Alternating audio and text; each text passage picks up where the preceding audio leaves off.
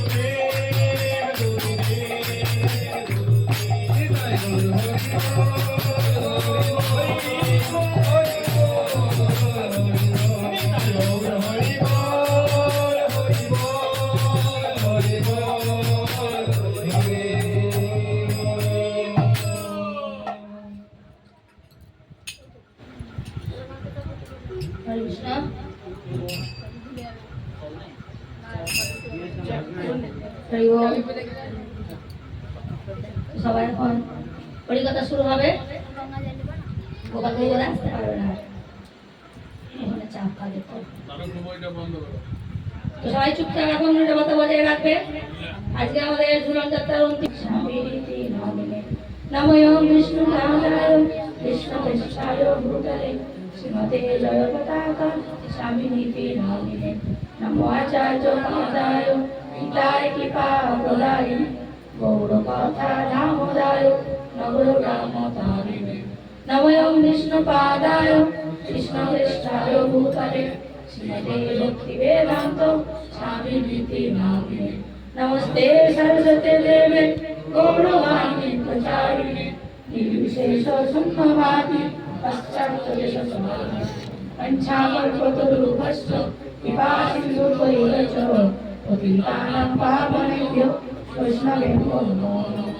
हे कृष्ण करुणा सिन्धु दीनबन्धु जगत्पते गोपेश गोपिकान्त राधाकान्त नमोस्तुते तप्तकाञ्चन गौराङ्गी राधे वृन्दावनेश्वरी विश्वभानुसुते देवी प्रणमामि हरिप्रिये नीलाचलो निवासाय निताय परमात्मने भद्र सुभद्राभ्यां जगन्नाथाय ते नमः।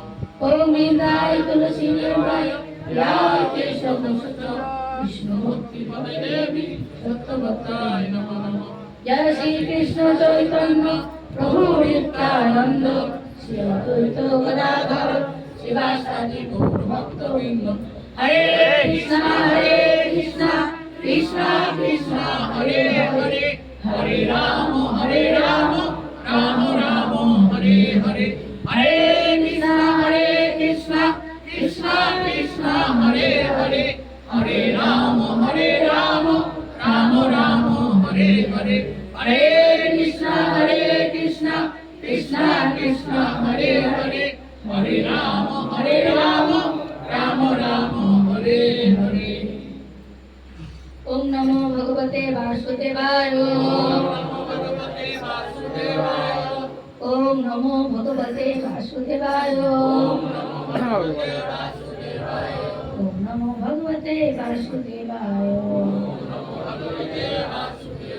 नाट्यं नमस्कृतं नरं चैव नरोत्तमं देवीं सरस्वतीं व्यासं ततो जयमुदीरये मुखं करोति वाचालं पङ्गुलं लङ्घयते गिरिं यत्कृपातमहं वन्दे श्रीगुरुमूर्तिं परमानन्द माधव श्रीचैतन्येश्वरं। हरे कृष्ण।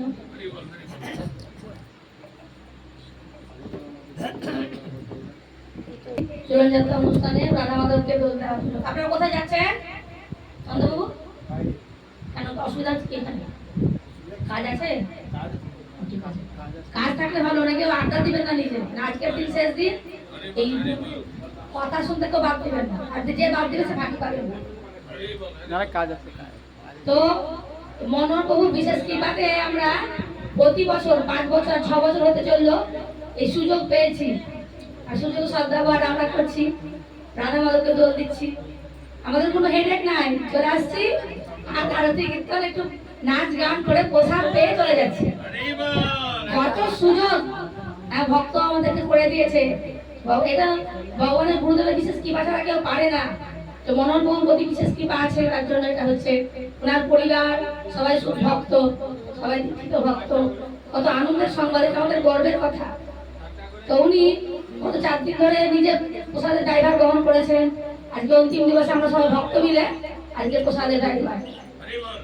খুব ভালো লাগছে। এত বড় এই প্রোগ্রাম, ছোটখাটো হলেও এটা আমার কাছে অনেক বড়। রামপুরহাটে অনেক বড় উৎসব হচ্ছে, বিশাল বড়। আজকে ছিলাম সারাদিন ওইখানে, কালকেও ছিলাম। তো আমি এইখানে এই 50টা ভক্ত নিয়ে যে আনন্দ পাই, ওখানে আমি 2000 ভক্ত নিয়ে অত আনন্দ পাই না। হ্যাঁ, আজকেও ছিলাম সারাদিন ওইখানে, প্রচুর ভক্তের সমাগম হয়েছে, প্রচুর প্রসাদ হয়েছে। তা আমি এইখানে কারো এই যে অভাবটা ফিল করছিলাম এখানকার ভক্ত। কালকে আমি ওখানে প্রোগ্রাম দেখছি, এখানকার ভক্তদের যে নিজে আনন্দ, সেখানে এখন যেন নিজের মধ্যে একটা অভাব লাগছিল। তার জন্য আজকে আবার ছুটে চলে এসেছে, প্রোগ্রাম ওখানে শেষ।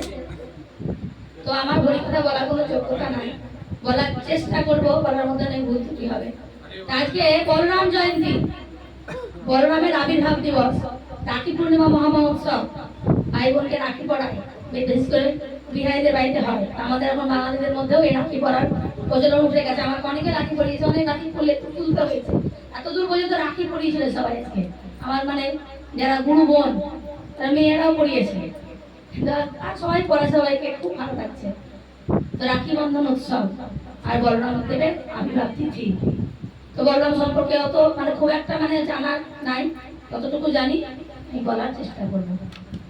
তো বলরাম হচ্ছে ভগবানের প্রথম প্রকাশ, অনন্ত শেষ। বলরাম তাপর যুগে, প্রথমে আসি ত্রেতা যুগে যখন রামচন্দ্র বনবাসে ছিলেন, তো রামচন্দ্রের ভাই লক্ষণ হচ্ছে বলরামের প্রকাশ। তো তখন রামচন্দ্রের ভাই রূপে এসেছিলেন, আর দেখছেন যে রামের কত কষ্ট, বনবাসে গিয়ে কত কষ্ট সহ্য করছে রাম, কত দুঃখের মধ্যে তার দিন যাপন হচ্ছে। তো যেহেতু ভাই, তাকে খুব কষ্ট লাগছে, এটা দাদার কত কষ্ট। তো তখনই বলরাম মানে লক্ষণ প্রতিজ্ঞা করেছিল যে আমি এর পরের যুগে আমি দাদা হয়ে আসবো। তাহলে দাদা বেশি কষ্ট স্বীকার করে, তো ভাইকে একটু আরাম দেওয়ার চেষ্টা করে। তো পরের যুগে আমি দাদা হয়ে আসবো, তাহলে আমার ভাইয়ের অত কষ্ট হবে, যাতে রামচন্দ্রের পরবর্তী যুগে কষ্ট না হয়, তার জন্য লক্ষণ তারপর যুগে বলরাম হয়ে এলেন। আর সেই লক্ষণই এই কলি যুগে নিতাই হয়ে এসেছিলেন। তো তারপর যুগে বলরাম এলেন বড় ভাই হিসেবে, যাতে তার ভাইয়ের কোনো কষ্ট না হয়। আপনারা কথা বলছেন জনগণ, টাকা দেওয়াটা পরে দেওয়া কি করবেন, শেষ নাই, প্রসাদের আগেও টাকা। এখন কথাটা শুনুন, আমি জিজ্ঞাসা করবো, পূর্ণিমা মাকে জিজ্ঞাসা কি আমি কি বললাম শুনুন, পরে জিজ্ঞাসা করবো, কেন এখন লোকেশন বলতে হবে কি বললাম, যে কথাগুলো তাকে কিছু দেবো যা একদম তো বলতে জানে, গল্প বলে দেবে, আমরা বলতে পারবো না। মন দিয়ে শুনো, বলরামকে ভগবান বিষ্ণু স্বয়ং, ভগবানের প্রথম প্রকাশ হচ্ছে বলরাম। তো রামচন্দ্র তখন খুব কষ্ট পাচ্ছিল, লক্ষণ হচ্ছে বলরামের প্রকাশ। লক্ষণ চিন্তা করছিল যে আমার দাদার এত কষ্ট, আমি পরের যুগে দাদা হয়ে আসবো, সব কষ্টটা আমি নেবো, আর ভাইকে আমি কষ্ট দেবো। তাই তারপর যুগে লক্ষণ বলরাম হয়ে এসেছিলেন, যাতে ভগবান কৃষ্ণের কষ্ট না হয়। তো যখন ওই দেবকীকে বসুদেব বিবাহ করে নিয়ে যাচ্ছিল, আর কংসের বোন দেবকীর সঙ্গে দেবকীর বিবাহ হলো। এবার যখন বিবাহ করে নিয়ে যাচ্ছে, তখন দৈববাণী হয়েছে কি, যে দেবকীর অষ্টম গর্ভের সন্তান তোমার মৃত্যুর কারণ হবে, তুমি কি করছো, তুমি এদের বিয়ে দিয়ে সঙ্গে যাচ্ছ। তো সেই দৈববাণী শুনে কংস তখন রেগে গেল, রেগে গিয়ে তার বোনকে দেবকী খুব ভালোবাসতো কংস, দারুণ ভালোবাসতো। বোনের বিয়েতে নিজে রথের সারথি হয়ে যাচ্ছে বোনের শ্বশুর বাড়ি, মানে বিয়ে দিলে তার সঙ্গে কাউকে যেতে হয়, তো মেয়ের সঙ্গে আগে যেতে হতো, এখন যেতে হয় না। তো সব ফোনে আগে ভাগে এত ভালোবাসা হয় যে কারোর সঙ্গে যাওয়ার প্রয়োজন হয় না, একা একাই গিয়ে রাজ করে। তো তখন মানে দেখা সারা করে বিয়ে হতো, কোনো কথাবার্তা হতো না। তো সঙ্গে একজন যেত, দাসী যেত, কেউ না কেউ যেত তার সাপোর্ট করার জন্য। কংস নিজেই যাচ্ছে রথের দড়ি নিয়ে, আর এমন সময় দৈবানী হয়েছে আকাশ থেকে যে এই দেবকীর অষ্টম গর্ভের সন্তান তোমার মৃত্যুর কারণ হবে। তখন অসুর তো সঙ্গে সঙ্গে চেয়েছে, ঠিক পাবে আমার এর পুত্র আমাকে মারবে, আমি এ আমার হবে না, আমি এক্ষুনি একে চুলের মুঠি ধরে মারবো। সঙ্গে সঙ্গে সেই দড়ি ছেড়ে একটা চুলের মুঠি ধরে তরবারি দিয়ে দেবকীকে মারতে গেছে। আর যেহেতু তার স্বামীদের পশুদের স্বামীর তো কর্তব্য তার স্ত্রীকে রক্ষা করা সব সময়, যেমন করে তার দায়িত্ব নিয়েছে, তখন পশুদের খুব সুন্দর করে শাস্ত্র দিয়ে বোঝানো, দেখো তুমি তোমার দেবকীকে মারছো, তো তার তো কোনো দোষ নাই, তোমার মৃত্যু হলে তার গর্ভের অষ্টম সন্তান, তার তোমাকে মারবে না, সে তো দেবকী তো তোমাকে মারবে না, তাকে তো মেরে লাভ নাই, তো তুমি ছেড়ে দাও। তো আমাদের যখন সন্তান হবে তখন আমি তোমার সব সন্তান তোমার হাতে সঁপে দেবো, তুমি তাদেরকে মেরে দিও, তোমার বোনকে মেরো না। এইভাবে তার স্ত্রীকে মানে দেয়, সেটা ছেলেগুলো মেরে তার স্ত্রী বেঁচে যায়, তার ছেলে আবার হবে। এই চিন্তা করে স্বামী তাকে বুঝালো, সঙ্গে সঙ্গে বুঝে গেল। কংস বলছে ঠিক আছে তাই। তাহলে জানতো কংস যে বসুদেব কোনোদিন মিথ্যা কথা বলে না, যা বলে সবচেয়ে সত্যি কথা পালন করে, ঠিক। তাহলে বসুদেব তার সন্তানকে আমাকে তুলে দিল, এই বলে ছেড়ে দিল। এইবার প্রথমে কারাগারে ভরেনি, মানে ওই রাজমহলের কোনো একটা বড় ঘর ছিল। তারপর যখন 1 বছর পর প্রথম সন্তান হয়েছে, তখন বসুদেব সেই সন্তানকে নিয়ে দরবারে গেছে কংসের কাছে, যে আপনার আপনি যাকে নিয়ে ভয় আপনি এবার হত্যা করবেন। কংস দেখছে অষ্টম গর্ভের সন্তান, দৈবানী হয়েছিল অষ্টম গর্ভের সন্তান আমাকে মারবে, কিন্তু প্রথম সন্তান, তারা একে মেরে মারা আমার ঠিক কাজ হবে না। তার মানে দয়া চলে এসছে, বুঝছে না, একে মারা ঠিক হবে না, তুমি একে নিয়ে যাও, অষ্টম গর্ভের সন্তানটাকে আমি মারবো। তাই বলে আবার ফিরিয়ে দিয়েছে। বসুদেব ছেলেকে নিয়ে গিয়ে আবার দেবীকে হাতে দিয়েছে। এদিকে নারদমণি সব জায়গায় নারদমণি চলে বেড়াইছে, তুমি বলেছি এক জায়গায় স্থির থাকে না নারদমণি। তো নারদমণি চলে এসে হঠাৎ করে, সেই রে যদি কংস এখন একে না মারে তাহলে পাপ বাড়বে না, পাপ না বাড়লে তো ভগবান কৃষ্ণ অসুরদেরকে ওই যে গীতায় বলেছে পরিত্রাণ সাধনা বিনাশায় দুষ্কৃতাং ধর্ম সংস্থাপনার্থায় সম্ভব যুগে যুগে, সাধুদের পরিত্রাণ করার জন্য আর দুষ্কৃতকে দমন করার জন্য ভগবান আসেন। এই অসুরকে দমন করতে ভগবান যে আসবে, তো এর যদি পাপ না বাড়ে তাহলে তো ভগবান মারতে আসবে না। এ যদি দয়াশীল হয়ে যায় তাহলে ভালো লক্ষণ দেখা দিলে তো ভগবানের আসতে দেরি হয়ে যাবে। তাহলে কি করবো না, একে এর মোটটা ঘুরিয়ে দেয়। তুমি চলে এসছে, কংস তুমি কি করছো, তুমি কি করলে, ছেড়ে দিলে? বলছে না না, এ তো আমাকে মারবে না, এ তো মৃত্যুর কারণ নয়, অষ্টম গর্ভের সন্তান আমার মৃত্যুর কারণ।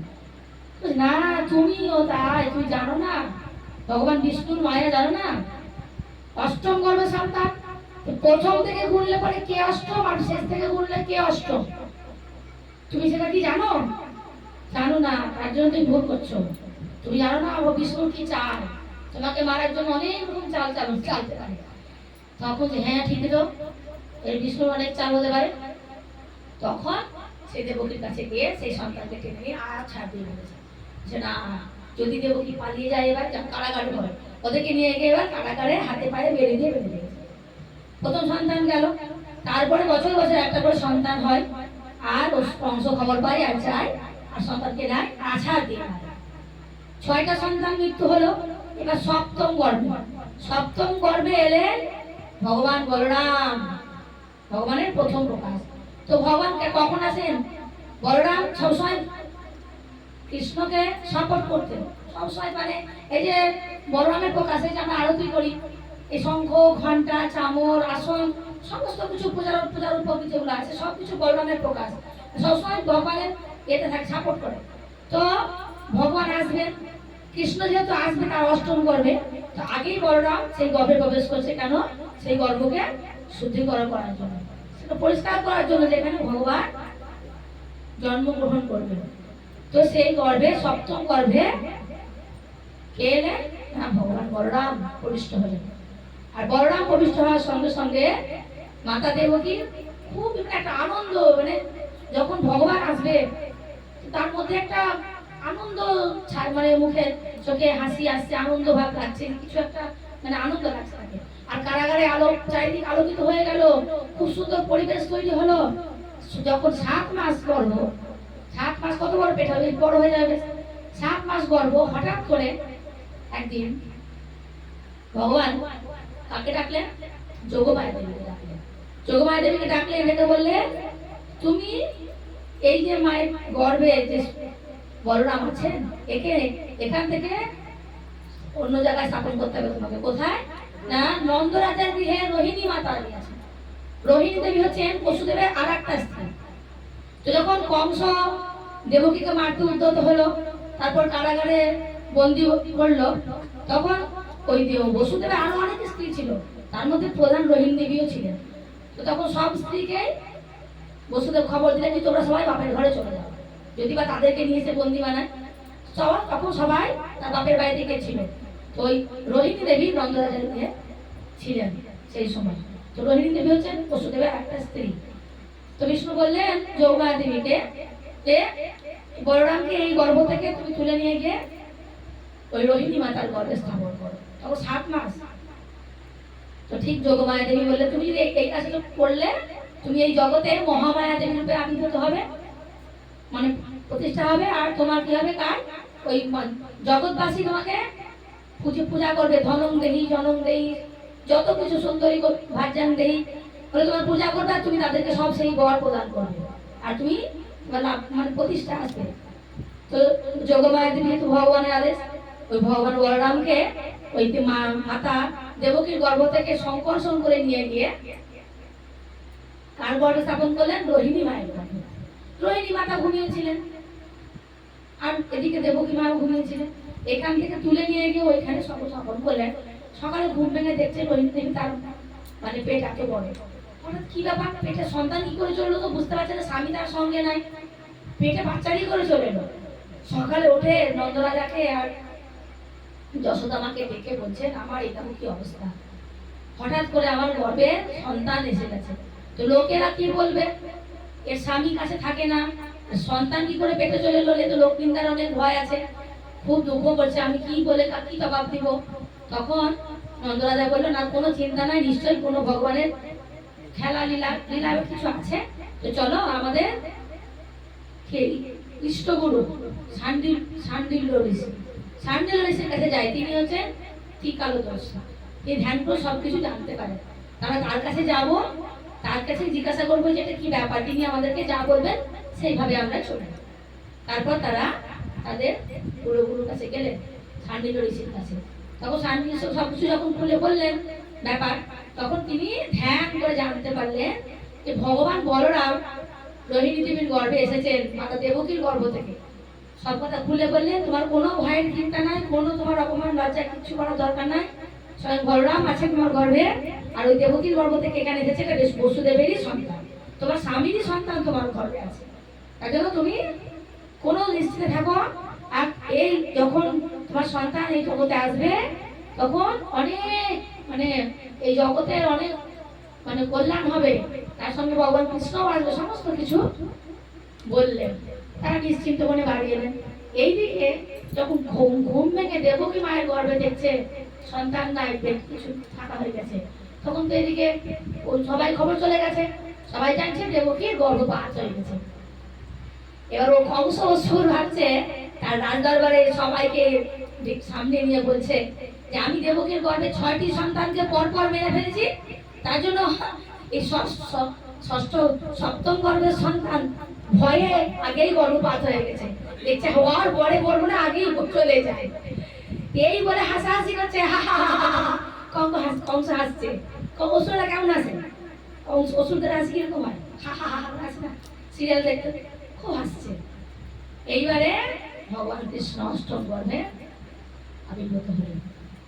অষ্টম গর্ভের সন্তান যখন কৃষ্ণ কিন্তু যখন আবির্ভূত হলেন, আমাদের জড়জাগতিক ভাবে ভগবান আসেন না এই যুগে ভগবানের জন্ম কর্ম দিব্য।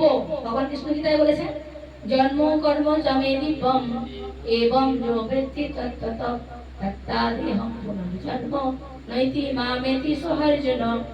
ভগবানের জন্ম এবং কর্ম দিব্য।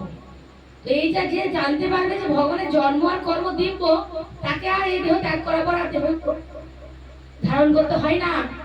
সে কি হয়, ভগবানের ধামে চলে যায়, পুনরায় জন্মগ্রহণ করতে হয় না, এই 84 লক্ষ জীবজনিতে আসতে হয় না।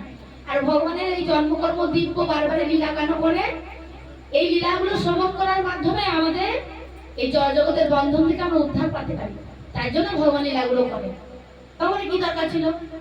ওই বেশ তো ভালোই আছেন, গোলক বৃন্দাবনের রাধারানীর সঙ্গে এরকম ভাবে তোর খাচ্ছেন, সবাই সেবা করছেন, কিন্তু এই জগতে আসছেন যুগ যুগ অবতীর্ণ হয়ে কত লীলা করছেন। এটা আমাদের জন্য, তার সন্তানের জন্য। আমরা তো তার সন্তান। তার জন্য অপরাধের ফলে আমাদের ঈর্ষা ভোগ বাসনা দেখেছিল, সেখানে যখন আমরা ছিলাম ভগবানের ঐশ্বর্য ভোগ করা দেখে আমাদের মধ্যে ভোগ বাসনা দেখেছিল। তার জন্য আমাদেরকে ভগবান বলছেন, ও তোমরাও ভোগ করতে চাও, ঠিক আছে, তোমাদেরকেও ভোগ করার জন্য এই জড়জগৎ রূপী জেলখানা আমাদেরকে দিয়েছে।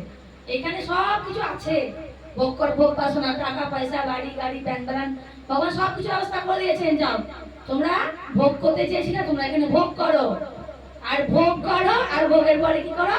ডান্ডা খাও। আমরা ভোগ বাসনা এমন বেঁধে গিয়েছি, কে আমি কোথায় ছিলাম, মৃত্যুর পরে আমি যাবো কোথায়, সব কিছু আমাদের ব্রেন থেকে আউট হয়ে গেছে, স্মৃতিতে কিছু নাই।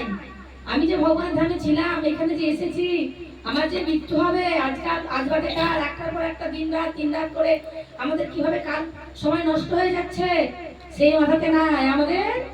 হাইরে বাড়ি, হাইরে গাড়ি, হাই টাকা, হাইরা পয়সা, ছেলে মেয়ে, তাদের বড় করতে করতে করতে করতে আমাদের কখন বার্ধক্য নেমে আসছে আমাদের ধ্যান নাই। আমরা যখন ছোট থাকি তখন লেখাপড়া করতে করতে দিন যাপন করে, লেখাপড়া করে বিয়ে হয়, বিয়ের পরে সংসার জীবনে বসতে, ছেলে মেয়ে বড় করতে করতে, ছেলে মেয়ে লেখাপড়া তাদের বিয়ে দেওয়া, নাতি নাতনি মানুষ করতে করতে আমাদের বার্ধক্য নেমে যায়, চুল পেকে যায়, চোখ পড়ে যায়, হাঁটু পা সব শেষ হয়ে যায়, কিন্তু আমাদের জ্ঞান এক ফিরে না, দিব্য জ্ঞান সেই ফিরে না। আমাদের আসল কাজটা কি? ভগবান যে আমাদেরকে মনুষ্য দেহটা দিয়েছিলেন, আমাদের আসল কাজটা কি সেটা আমাদের মাথায় আসে না। তার জন্য আমাদেরকে পুনরপি জন্ম, পুনরপি মরণ, পুনরপি মাতৃগর্ভের সময়, ওই মাতৃগর্ভের মধ্যে বারবার এই মাথা নিচে পা উপর দিকেই আমাদেরকে আসতে হবে। তো ভগবান লীলা করেছেন, ঝুলন লীলা, জন্মাষ্টমী লীলা, কদিন পরে জন্মাষ্টমী মহোৎসব আছে, তারপরে রাধাষ্টমী জন্ম মহোৎসব আছে।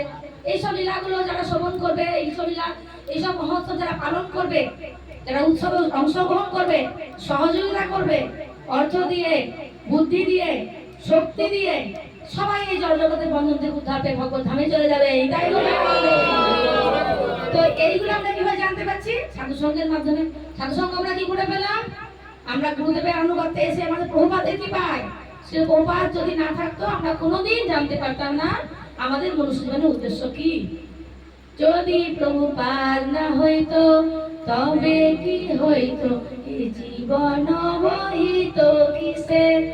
গান আছে, আচার্যরা লিখেছেন যে যদি প্রভুপাদ না হইতো তবে কি হইতো, জীবনটা কিভাবে বয়ে যেত আমরা জানতে পারতাম। প্রভুপাদের কৃপা আমরা জানতে পেরেছি। আমরা যে মনুষ্য দেহ লাভ করেছি, এরকম 84 লক্ষ প্রকারের জনি আছে, 80 লক্ষ প্রকার পার করেছি, তারপরে এই জনি পেয়েছি। এবার এই মনুষ্য দেহ লাভ করে প্ল্যাটফর্মে এসে গেছি, এখন আমাদেরকে গন্তব্যস্থলে যাওয়ার আমাদের সুযোগ এসেছে। গন্তব্যস্থল কোথায়? ভগবানের ধাম। সেটা কোথায়? গোলক বৃন্দাবন। আমাদেরকে সেইখানে যেতে হবে। সেইখানে গেলে আমাদের আর এই জন্মমৃত্যু জগতে আসতে হবে না। এখানে শুধু দুঃখ আর দুঃখ, এটা কারাগার, জেলখানা। সেদিনকে বলছিলাম, জেলখানায় যারা যায় ছুটি পাওয়ার সময় দুঃখ হয়, জেলখানায় ভালোই ছিলাম, থেকে থেকে থেকে থেকে অভ্যস্ত হয়ে যায়, ছুটি পাওয়ার সময় মনে হয় যায় আমার এত বড় দুঃখ, আমাদের বাড়ি গিয়ে আবার সংসার দায়িত্ব, ভালোই তো ছিলাম। তো আমাদের অবস্থা তাই, জেলখানে এসেছি, খুব ভালো আছি, খুব ভালো আছি।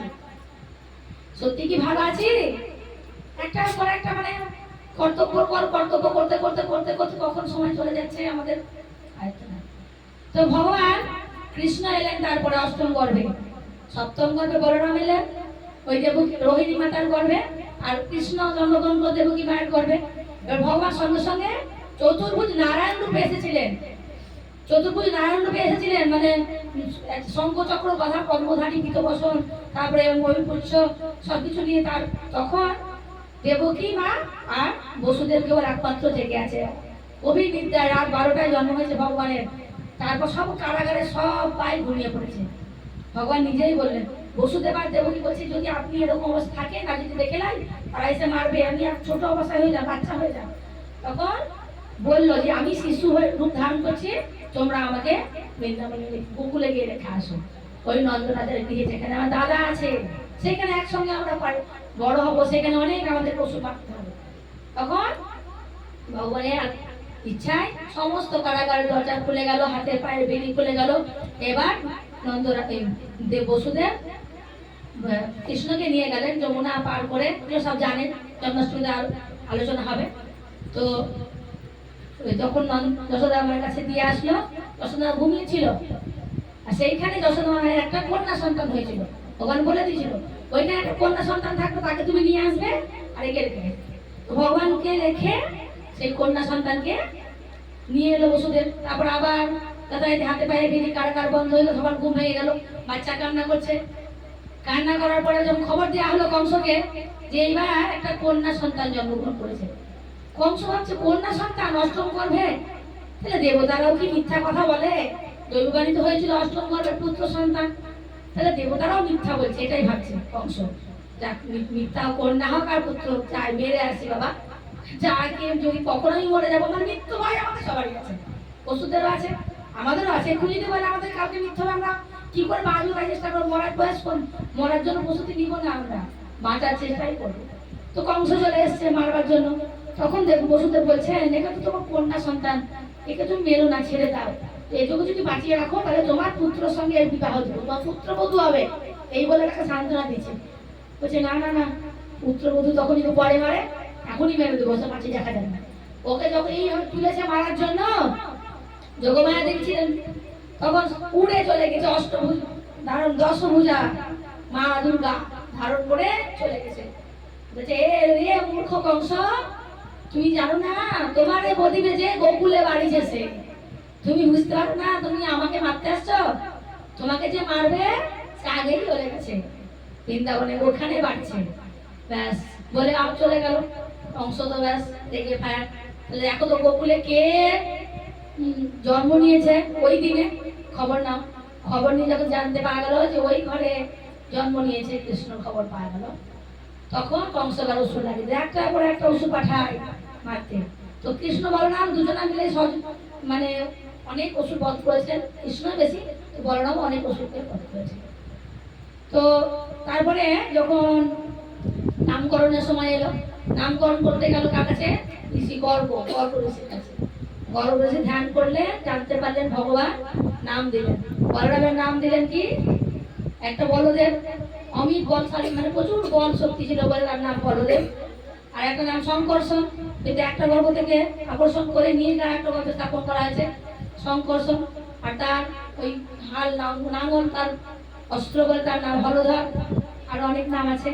আর কৃষ্ণের নামও, কৃষ্ণের তো অনেক নাম, অনন্ত নাম।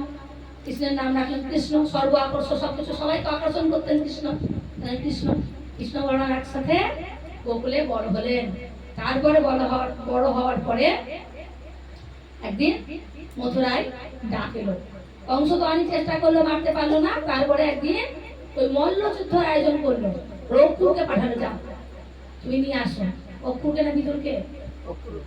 অক্রুরকে নিয়ে আসো, ওদেরকে নিয়ে আসো, মল্লযুদ্ধে অংশগ্রহণ করে দেখবো, তাদেরকে মারার প্ল্যান করেছে। কৃষ্ণ একদম ছোট, টানতে গেছে, নিয়ে এসছে। ওখানে আসার পরে একটা রাস্তায় পাগলা হাতি ছিল, সেই হাতিটাকে মানে বলরাম প্রথমে কি করেছে, ওটাকে পাগলা হাতিকে প্রথমে ওইখানে মল্লযুদ্ধতে মেরেছিল।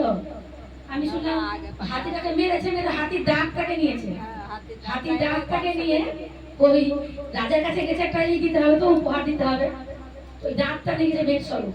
আর ওইখানে একটা রাস্তায় একটা বড় ধনুক ছিল, যেটা কেউ মানে হিলাতে পারতো না। বলরাম বলেছে এই ধনুকটা আমি একটু নেড়ে দেখবো। তো ওইখানে যা আছে যে হাসছে, যে তোমরা এটা হিলাতে পারবা, জানো এটা কত ভারী, তোমরা ছোট বাচ্চা শিশু। তখন বলরাম বলছে একবার দেখি না পারি কিনা।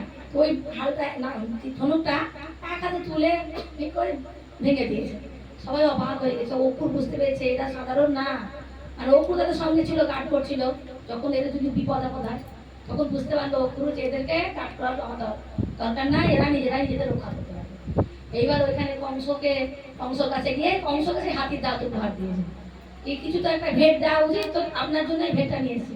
তখন কংস বলছে ও ঠিক আছে, তোমাদের এত শক্তি যাও, আজকে এই মল্লযুদ্ধের আয়োজন করা হয়েছে, এইখানে তোমরা দুজনে যুদ্ধ করো। তখন আমরা কি করে যুদ্ধ করবো, আমরা তো ছোট, এখন আমাদের তো অত শক্তি নাই।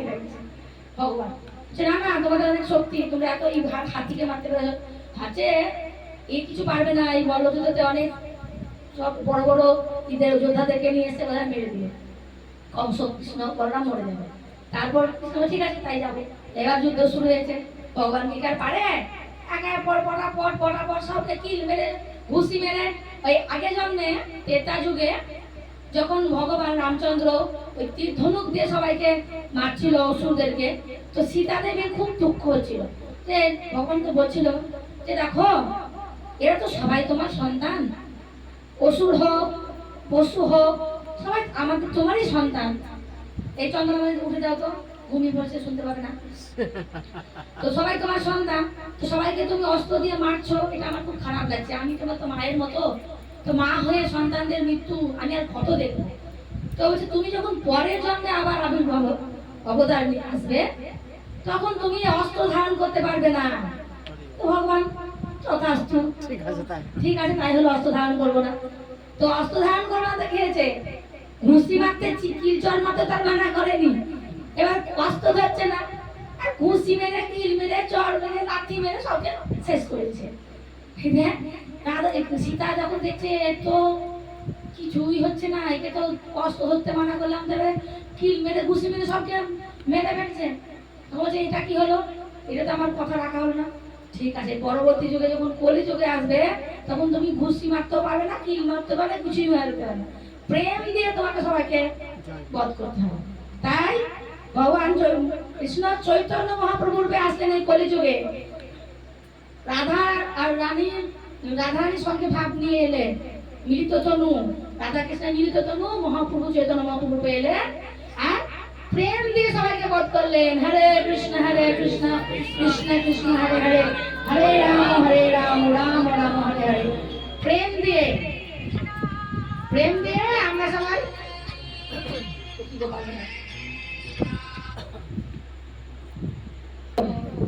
তো এইবার মহাপ্রভু আসলেন আর প্রেম দিয়ে সকলকে জয় করলেন। যখন জগাই মাথায় নিতাই তো বড় নিতাই আসলেন, মানে নবদ্বীপে বাড়ি বাড়ি গিয়ে প্রেম বিলালেন, ঘরে ঘরে গিয়ে ওই একটাই মহামন্ত্র, এনেছি ওষুধি মায়া নাসিবার লাগি, হরি নাম মহামন্ত্র লহ তুমি মাগি।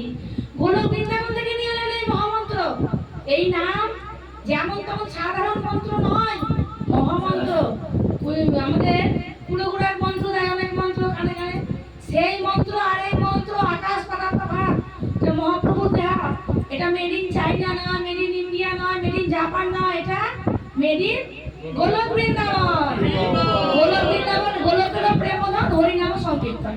তো সেই আমরা প্রেমধন পেয়েছি, কলিযুগে আমরা জন্মগ্রহণ করার সুযোগ পেয়েছি। আমরা যে কলিযুগে এসেছি এই কলিযুগটা সাদা যেমন তেমন কলিযুগ নয়, প্রত্যেকটা কলিযুগে ভগবান আসেন না। কলিযুগে এই যে কলিযুগে এসেছেন এটা 28তম কলিযুগ, কারণ ব্যাপার আছে অন্য ব্যাখ্যা করবো। এই 28তম কলিযুগে ভগবান এসেছেন মহাপ্রভু রূপে, স্বয়ং কৃষ্ণ গোলক বৃন্দাবন থেকে এসেছেন হরিনাম নিয়ে। আর বলছে ওষুধ নিয়ে এসেছি কি মায়া নাশ করার জন্য। কোন মায়া? এই যে জড়জাগতিক মায়া, ছেলে মেয়ে বাড়ি গাড়ি টাকা পয়সার যে মায়াতে আমরা জড়িয়ে আছি, যেগুলো আমার নয় কিন্তু আমার মনে করছি। স্ত্রী পুত্র সংসারকে এদেরকে আপন মনে করছি, তাদেরকে নিয়ে এমন ভাবে সংসারে আমরা মজবুর হয়ে গেছি যে আমরা আসলকে ভগবানকে ভুলে গেছি, আসল পিতাকেই ভুলে গেছি। পিতার কাছে ফিরে যাওয়ার কথা চিন্তা করি না। তার জন্য মহাপ্রভু এই মায়াকে নাশ করার জন্য এই হরিনাম নিয়ে আসছেন। তাই যারাই হরিনামকে আশ্রয় করবেন, হরে কৃষ্ণ কৃষ্ণ কৃষ্ণ হরে হরে, হরে রাম রাম রাম হরে হরে, এই মহামন্ত্র যখন আপনারা উচ্চারণ করবেন জপমালার মাধ্যমে, তখনই সেই মায়া দূরে চলে যাবে। হৃদয়ে প্রদূষিত হৃদয়, বহু জন্মে কত পাপ করেছি, সমস্ত পাপ এই হৃদয়ে জমা হয়ে আছে। ধুলো যেমন আয়নায় পড়ে থাকে, ধুলো নাম আয়নায় মুখ দেখা যায় না, তেমনি আমাদের হৃদয়টাও কলুষিত, অনেক পাপ জমা হয়ে আছে। যখন আমরা হরিনাম ওই ঝাড়ু হরিনাম করবো, তখন ঝাড়ু দেওয়ার মতো সব ময়লা দূরে চলে যাবে, উড়ে চলে যাবে। হৃদয়ে পাখি উড়ে যাবে, আর আমাদের হৃদয়ে সেই কৃষ্ণ প্রেম জাগরিত হবে। আর কৃষ্ণ প্রেম জাগরিত হলে কি হবে? কৃষ্ণের প্রতি আমাদের আসক্তি আসবে, কৃষ্ণের প্রতি আসক্তি আসলে আমাদের কৃষ্ণ কথা শুনতে শ্রবণ করতে ইচ্ছা হবে, আগ্রহ লাগবে। ভাগবত শ্রবণ করতে ইচ্ছা হবে, ভাগবত পড়তে ইচ্ছা হবে। সামনে ভাদ্র জয়ন্তী, ভাগবত জয়ন্তী আছে, ভাদ্র পূর্ণিমা। তো আমাদের প্রত্যেকের উচিত ভাগবত গ্রহণ করা। আমি অনুরোধ করবো যাদের ঘরে ভাগবত নাই অবশ্যই ভাগবত গ্রহণ করবেন। এই ভাগবতে ভগবানের কথা থাকে এবং ভগবানের ভক্তি লীলা করা থাকে। এই যে আমরা কথাগুলো আলোচনা করছি এগুলো ভাগবতের কথা। তো ভাগবত যে গৃহে থাকে সেই গৃহে ভগবান সাক্ষাৎ থাকে, আর ভগবান থাকলে সেখানে কোনো অমঙ্গল থাকে না। তাই অনুরোধ করবো ভাগবত অন্যের ঘর থেকে নিয়ে এসে করবো এরকম মানুষের কারণ না থাকে। মানুষের থাকে আমার তো ক্ষমতা দিয়েছে ভগবান, দেয়নি? ভগবান আমার ক্ষমতা দেয়নি? একটা ভাগবত দিতে পারবো না মাসে মাসে 1000 টাকা দিয়ে? কেন অন্য ঘর থেকে নিয়ে এসে বলতে হবে? কেন বলতে হবে মাতাজিকে ভাগবত দিন, ভাগবত দিন? বারে বারে বলছি আপনার ঘরে ভাগবত করে রাখুন, আপনি প্রসাদ করছি, আপনি জপ করছেন, আপনি সাধুসঙ্গ করছেন, ভক্তদান করার চেষ্টা করছেন, একটা ভাগবত রাখতে পারবেন না? আপনি তো ভাগবত, এই তো ভাগবত কথা শুনছি। আপনি বিশাল নতুন করে সময় নাই। আপনি মানে আপনি বলছেন আমি তো কিছু জানি না, জ্ঞান নাই। আপনি তার থেকে অনেক বড় জ্ঞান। প্রতিদিন যদি ভাগবত কথা শোনা যায়, বই এনে রেখে দিলে তো কোনো লাভ হবে না। না আপনি তাহলে ঘরের মঙ্গল, আপনার বাড়ির মঙ্গল। না আপনি যদি আপনার কথাই যদি কি হতো তাহলে ওই মায়াপুর থেকে সংস্কৃত সমাচার বাস করে ওই সারা বিশ্ব মানে ভারত ব্যাপী প্রচার করতে আসতো না ভাগবত। আপনার কথাই বলতো যে ভাগবত শুনছি, মোবাইলে শুনছি, মাতাজি আসছে শুনছি, আমাদের দরকার নাই, ওটাই বলতো। ওই বড় বড় বক্তাদের মূর্খ, আমরাই পণ্ডিত। আছে আছে নয়, ডবল হবে, ডবল করে হবে। আপনার প্রথম স্কন্ধ আছে, আপনার দ্বাদশ স্কন্ধ নাই, প্রথম স্কন্ধ আছে, একটা স্কন্ধ আছে। আপনি একটা স্কন্ধ ওনার বাড়ি থেকে নিয়ে গিয়েছেন, আপনি নিতান্তর বাড়ি থেকে নিয়ে গিয়ে পড়ছেন একটা। আপনি কেন নিয়ে গিয়ে পড়বেন? আপনার ক্ষমতা আছে, মাসে মাসে 1000 টাকা প্রতিদিন একটা ভাগবত গ্রহণ করবেন। এটা আপনার কাছে আমাদের বিষ্ণুপুর তেতুলিয়া বসার নামোত্তর থেকে আমাদের সবাই করজোড়ন, আমাদের লীলাবৃন্দ, নন্দবাবু, সঞ্জয় বাবু, কালমানিক বাবু এবং মাতাজি সবাই আমরা অনুরোধ করছি করজোড়ে একটা ভাগবত আমাদের বিষ্ণুপুর বসাতে ঢুকুক এই বছর 2026-এ বিষ্ণুপুরতে ঢুকবে। সঞ্জয় প্রামাণিক ভাগবত দিতে চাইছিল না, লরির তলে গিয়ে যখন পড়েছে তখন আমাদের লরির তলে চলে যদি আমার প্রাণবায়ুটা বেরিয়ে যেত তাহলে আমার কি হতো? ভগবত নতুন ভক্ত আসছে, জায়গা করে দিন, আসুন, তাহলে আমার কি গতি হতো? তাই এবার তার চেতনা বলেছে। আজ শুদ্ধ বৈষ্ণব মায়াপুর থেকে নিত্যানন্দ গেছিলেন, ওনার বাড়িতে গিয়ে বলেছেন। এইবার উনি আমাকে বলছেন আমি ভাগবত নেই। এমন বাড়ি আছে যারা মাতাজিরা ভাগবত চায় করতে, কিন্তু বাড়িতে বাড়ির ফ্যামিলির লোক, কিন্তু আমরা স্বামী স্ত্রী দুজনাই কাঁধে কাঁধ মিলিয়ে ভক্তি জীবন করছেন। আপনাকে ভাগবত গ্রহণ করার জন্য যোগ্যতা হয়, আপনার উচিত মাতাজি আমার ঘরে একটা ভাগবত দিন, এটা বলা উচিত। আপনার উচিত, আপনার ক্ষমতা আছে, চাইলে আপনি মাসে মাসে 1000 টাকা করে দিয়ে। ভাগবতের অমূল্য সম্পদ মূল্য দিয়ে কিনা যায় না, ভাগবতের মূল্য বিচার হয় না, কিন্তু তাও আমরা 7,500 টাকায় এই মাসে অফার দিচ্ছে, আমি কেন গ্রহণ করবো না? আমি চাই বিষ্ণুপুরে একটু একটা ভাগবত ঢুকুক বসোয়াতে। বিষ্ণুপুরে ঢুকেছে কালমানিপুর ঘরে, সঞ্জয়পুর ঘরে, লালপাকুড়ে ঢুকে গিয়েছে, নিতান্তপুর ঘরে, সচিনপুর ঘরে ঢুকেছে। একটা বসাতে আপনার ঘরে আমরা ভাগবত, এটা আমার ইচ্ছা, আমার আন্তরিক ইচ্ছা, আমাদের সব নামহট্টের ভক্তদের ইচ্ছা, সবারই ইচ্ছা আছে তো? সবাই চাইছে। তাহলে আজকে বললাম জয়ন্তী দিন আপনি আমাকে কথা দেন যে হ্যাঁ মাতাজি আপনার ইচ্ছাটা নয়, বিষ্ণুপুর ভক্ত সমস্ত ভক্তের ইচ্ছা, যখন আপনি একটা ভাগবত। সুভদ্রা মাতাজি কত অবস্থা, কত মানে এই তবুও তখন 8,500 টাকা ছিল, তবুও পিছ পা হয়নি, একটা ভাগবত গ্রহণ করে মাসে 500, 1000 যেমন করে পেয়েছে টাকা শোধ করেছে। তাহলে আপনি তো তার থেকে অনেক উঁচু স্তরে আছেন। মাতাজি অন্নপূর্ণা ভান্ডার পাচ্ছে, অন্নপূর্ণা ভান্ডার পাচ্ছে মাতাজি 1000, আপনি 1000, 2000 স্কন্ধের দামটা বাদ দিবেন। আপনি প্রথম স্কন্ধটা আমাকে দান করবেন, আপনাকে আমি ভাগবত দিব, ওটা আমাকে দান করবেন, ওটা বাদ দিতে বলেন না। একটা ভাগবত দান করেন দেখি, ভাগবত জয়ন্তীর দিন প্রথম স্কন্ধ আমাকে দান করবেন। আমি এমন লোককে দান করব যে ভাগবতটা অধ্যয়ন করবে এবং তার অধ্যয়ন করলে আপনি উদ্ধার পেয়ে যাবেন। আমি কোনো মায়াপুরে শুদ্ধ বৈষ্ণবকে দান করে দেব, সেই দানের ফল আপনি পাবেন। আপনি যদি কোনো কারণে আটকে যান ভগবান ধামে চলে যাবেন। পুত্র সন্তান পুত্র আমাদের উদ্ধার করে তো ভাগবতের মাধ্যমে আপনি উদ্ধার পাবেন। আমরা সবাই মিলে প্রার্থনা করবো যে আমাদের দিনবাবু যেন ভগবতটা যায়। আমি যাতে পারি না পারি, আমাদের দিনুবাবুর স্ত্রী তারা দুজনে যেন ভগবতামে যায়, যার পুত্র না থাকে ভক্তরা তাদের জন্য প্রার্থনা করে। এটা আমি চাই এই বছর বসাতে একটা ঢুকুক, পরের বছর আমাদের আর একটা ঢুকবে আমাদের পূর্ণিমা মাতাজির গৃহে। ওটা লাইভ রাস্তা হয়েই আছে, বলে দিয়েছে মাতাজি ঠিক আছে আস্তে আস্তে হবে। তারপরে আস্তে আস্তে ভাগ করতে এখানে প্রবেশ করবে, সেখানে মানুষ অটোমেটিক ভক্তি জীবনে উন্নতি হবে। মাতাজি বসতে দাও, এদিকে চলে আসেন সব। হরি বল, একটু বলবে? না না, আমি বলবো, শেষ করে দে। শেষ করে দেবো, ঠিক আছে? হ্যাঁ। আর একটু কথা বলবো। তো বলো না, এবার বড় মেঘা চলে আসি। তো ওই বলতে হবে।